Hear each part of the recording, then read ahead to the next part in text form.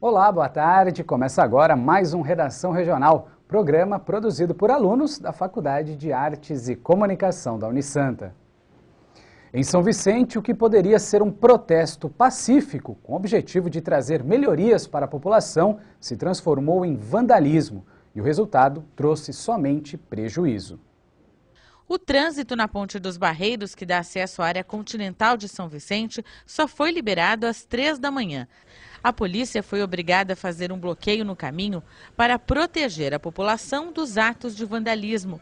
Cansados de esperar, alguns motoqueiros preferiram empurrar os veículos.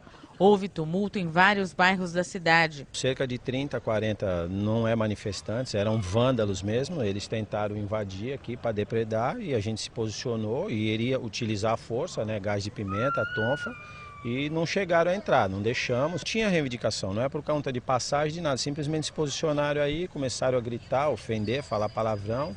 No fim da tarde, este ônibus foi alvo dos manifestantes. Eles também tentaram colocar fogo em outros coletivos. Os passageiros tiveram que descer no meio do caminho e seguirem a pé. Mais uma vez, a população foi prejudicada. Muito ruim. Cansada do trabalho, né? Estou vindo de 2 empregos e estou aqui, ó. Cansada, né? Vindo do trabalho, a gente está bem chateado com a situação. E você? Eu também, bastante. A gente tem que descer na pista para ir a pé até. Cansada, é um sufoco. Terrível. Vai ter que andar muito ainda para chegar em casa? Muito. E agora vamos saber dos destaques de hoje do Santa Portal com a Giovana Mari.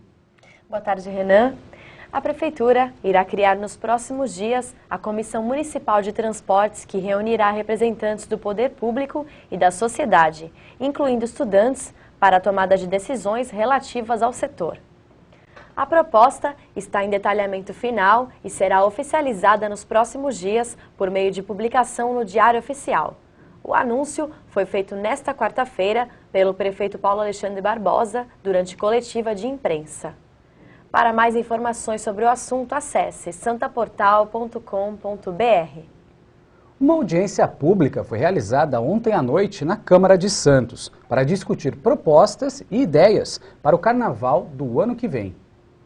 Participaram da audiência pública lideranças das escolas de samba e a comissão especial de vereadores, criada para dar o suporte ao Carnaval do ano que vem. Planejamento é a palavra de ordem. Então o que a gente está querendo é uma melhoria para o Carnaval de Santos, porque o Carnaval de Santos já foi um dos melhores do Brasil, o segundo do Brasil, né? Melhor do que o Carnaval de São Paulo, enfim, né? E a gente vê que nós perdemos muito, principalmente depois daquela parada que nós tivemos, né? De 2001 a 2005, quando muita gente saiu do Carnaval de Santos, foi para São Paulo, acabaram gostando. As escolas querem aumentar a arrecadação para melhorar o nível do desfile. Para o espetáculo crescer, ele precisa crescer também em volume de recursos. Porque se a gente sofre uma comparação injusta. Sempre se compara o Carnaval de Santos com o Carnaval do Rio e de São Paulo. Só que não se compara os recursos que as escolas dispõem para desfilar com os recursos que as escolas de São Paulo e do Rio recebem. Porque nosso cachê aqui, esse último ano, foi 130 mil e a escola que gastou menos gastou 240 mil reais. Uma melhor estrutura pode evitar problemas como os que aconteceram este ano. 4 pessoas morreram e 7 ficaram feridas quando um carro alegórico da escola de samba Sangue Jovem atingiu a fiação elétrica na passarela do samba. Está se estudando, não pode chegar agora, sair atirando, dizer quem é culpado, se tem culpado, isso não existe ainda.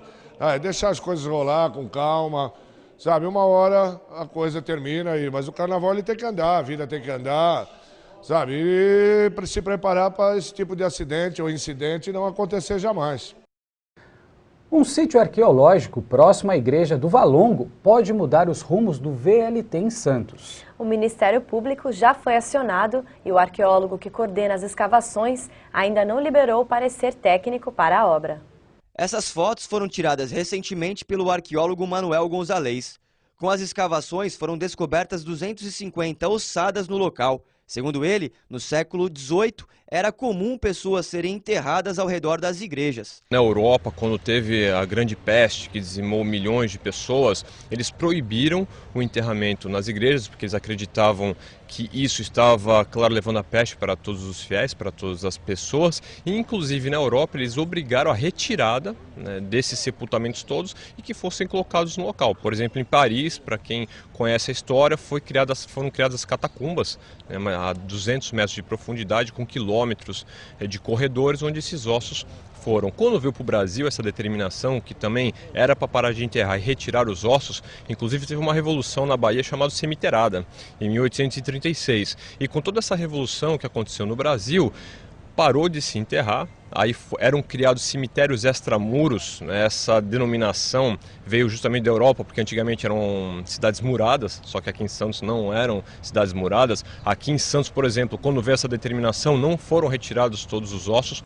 Manuel Gonzalez é responsável pelos estudos na região do Valongo, trabalho que acontece há 8 anos. O arqueólogo já havia alertado a MTU, empresa responsável pela obra do VLT, sobre o problema. Para ele, deveria ser feito um novo traçado do percurso, ou então o adiamento da construção. Para a área do centro, ele tem que ser alterado. Acho que nós temos vias grandes, por exemplo, no centro, que nós temos a João Pessoa e temos a São Francisco, que são vias que poderiam ser utilizadas para a passagem do VLT, seriam adequadas. Porque ninguém é contra o VLT, mas não que ele passe em sítios arqueológicos. Por exemplo, na Rua do Comércio, onde ele desce, né, desceria até aqui a Rua São Bento, nós temos 2 sítios arqueológicos. Temos uma igreja e temos uma galeria submersa onde desce o Rio Nossa Senhora do Desterro.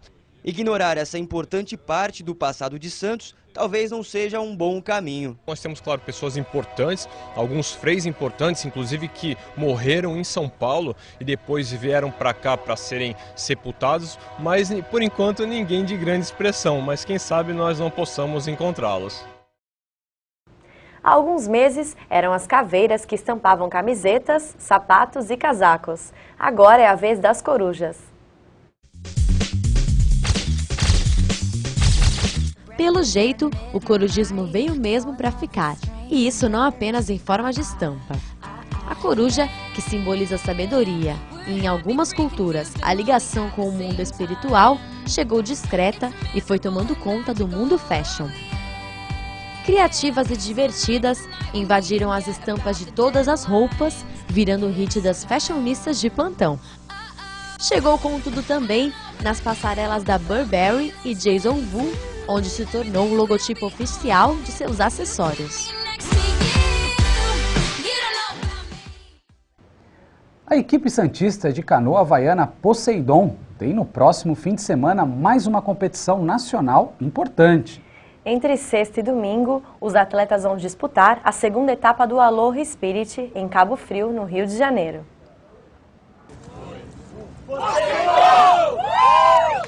Entre homens e mulheres, 17 atletas.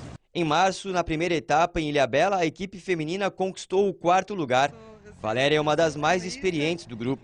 Ela garante que os treinos podem trazer melhores resultados no Rio de Janeiro. São 10 quilômetros de percurso, 3 vezes por semana. A gente sabe que cada uma dá o melhor, mesmo durante a semana, quando a gente não está junto, quando a gente não tem treino coletivo, que cada uma vai buscar o seu treino individual. A gente tem confiança que cada uma está fazendo o que pode para melhorar o desempenho, pensando sempre na equipe. Formada no início do ano, a equipe estreante masculina ficou com o 1º lugar na etapa de abertura. Em Cabo Frio, a expectativa é repetir o bom resultado. Estamos treinando para isso. Estamos treinando todo dia às 5h30 da manhã, 3 vezes por semana, e estamos muito confiantes, não só eu como a equipe toda. É uma prova de peso, é uma prova importante, onde a gente tem parâmetros para ver como é que a gente está perante as outras equipes, aos outros estados. A canoa havaiana é um esporte que já conquistou o coração de muitos santistas. E aqui na equipe Poseidon, essa nova paixão já é uma atividade para a família. Que era brincadeira para desestressar depois do trabalho, para ter só um contato com a natureza, aí virou coisa de gente grande, sabe? Virou sério. Então, assim, e, poxa, esse contato ainda... Você competir, você tem um irmão competindo com você, a gente viaja, faz as coisas, então é um apoio, né? Lógico que no começo é um pouco difícil pelo fato de ser muito cedo e tudo, mas depois a gente acabou abraçando aí a ideia, tá vindo direto. 5h30 de manhã a gente tá se jogando na água e aproveitando o máximo.